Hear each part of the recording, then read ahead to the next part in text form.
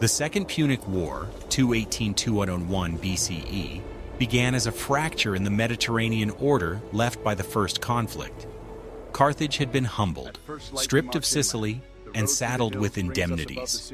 Yet instead of fading, it turned to Iberia under the Barca family. First Hamilcar, then his son-in-law Hasdrubal the Fair, and finally Hamilcar's son, Hannibal. Silver mines, hardened Celtiberian warriors, Libyan infantry traditions, and the frightening prestige of war elephants became the pillars of a Carthaginian revival. A treaty along the Ebro River was supposed to confine Carthaginian expansion, but Saguntum, Rome's ally south of that line, became the spark.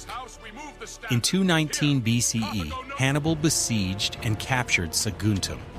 The Roman Senate read it as a direct challenge and declared war. From that moment, the story turned into a relentless campaign of marches, feints, and set-piece battles, where two republics tested the limits of will and endurance. Hannibal set out from Carthago Nova with a composite army, swift Numidian horse, disciplined Libyan spearmen, fiery Gaulish and Iberian swordsmen, and a train of elephants that struck terror before a spear was thrown. He crossed the Ebro, threaded past a Roman force under Publius Cornelius Scipio in southern Gaul, through a pontoon crossing over the Rhône with ruses and night maneuvers, and then drove his men over the Alps as autumn closed in. Snow, rockfalls, and ambushes by mountain tribes tore his ranks almost in half, but also forged what remained into a band of iron. When he descended into the Po Valley late in 218 BCE, the war truly bit.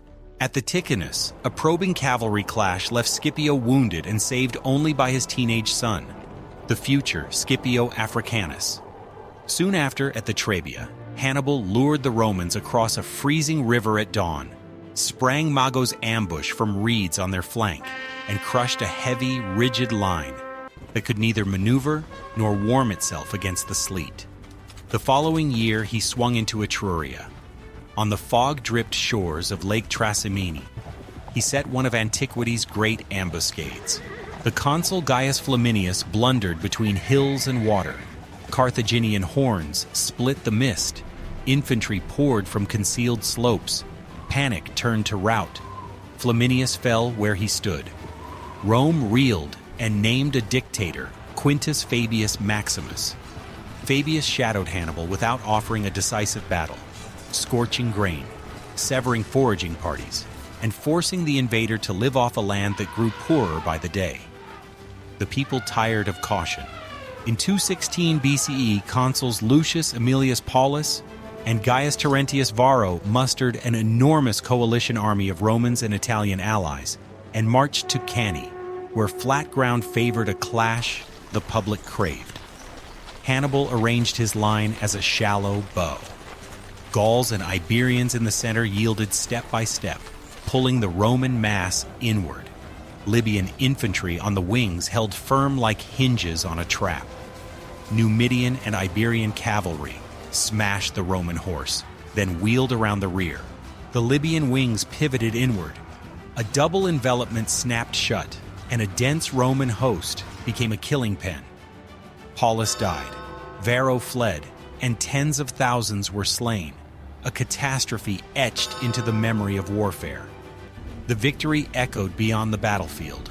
Capua defected, Tarentum rose, though Rome kept the citadel, and Philip V of Macedon struck a treaty with Carthage.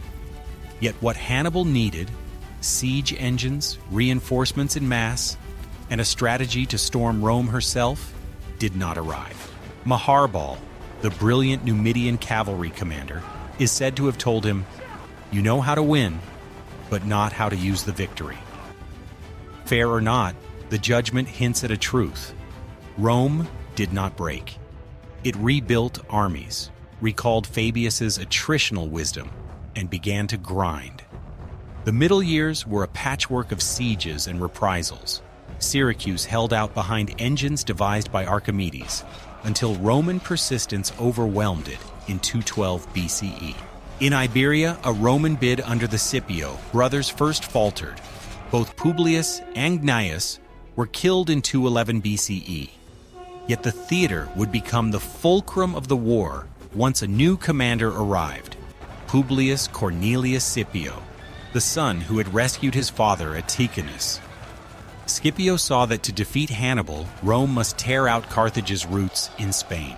In 209 BCE, he struck Carthago Nova with audacity, timed tides, scaling parties, a smashing assault, and seized the enemy's arsenal, treasury, and hostages at a stroke.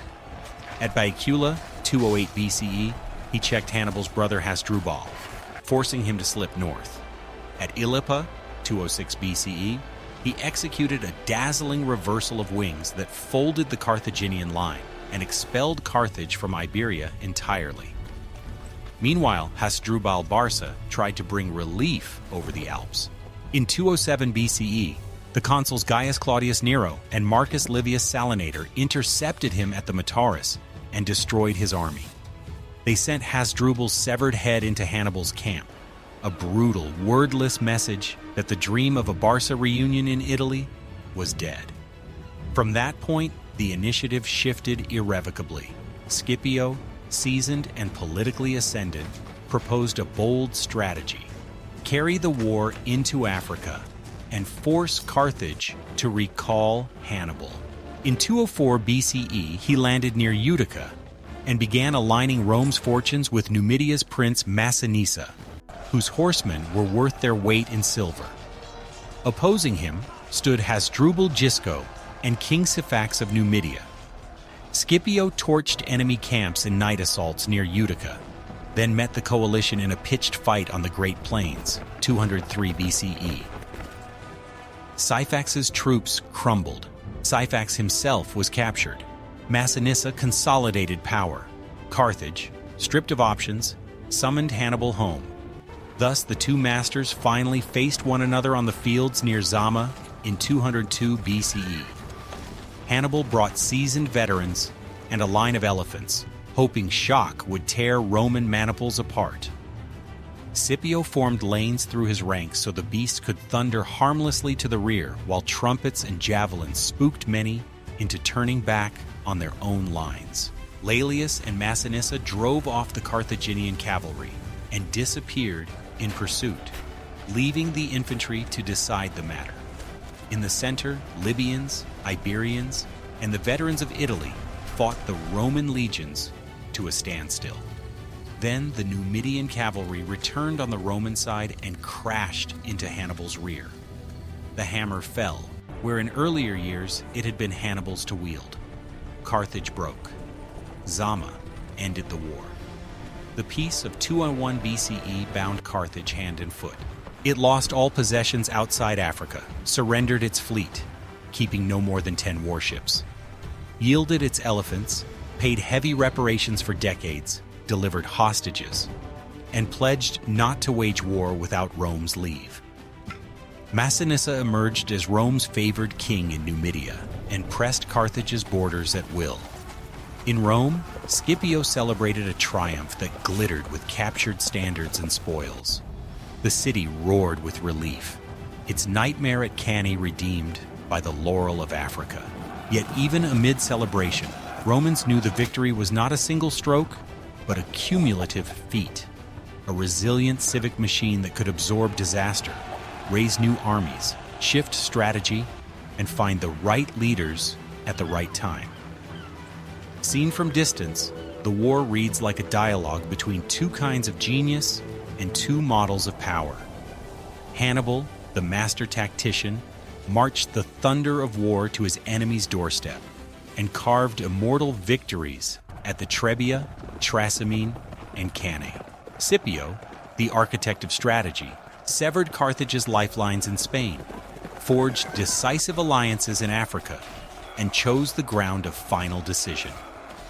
From the ashes of Zama, Rome emerged as the unchallenged hegemon of the Western Mediterranean, poised to push into Greece and the East.